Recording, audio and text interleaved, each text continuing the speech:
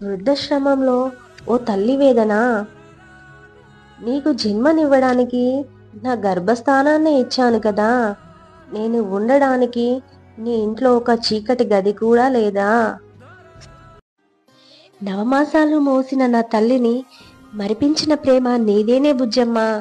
అలాంటి ప్రేమని ఇచ్చిన నువ్వు ఇప్పుడు నా పక్కన లేకుంటే మా అమ్మ ఎంత ఓదార్చినా కూడా నువ్వే గుర్తుకు వస్తున్నావు.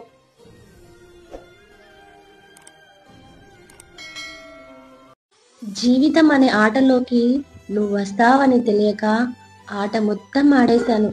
వెనక్కి తిరిగి చూసేసరికి నువ్వు నా వెనకాల ఉన్నావు.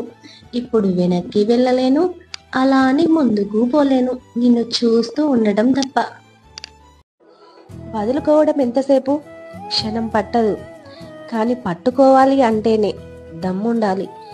కష్టం వచ్చినప్పుడు తుంచుకోవడం కాదు, పంచుకోవాలి.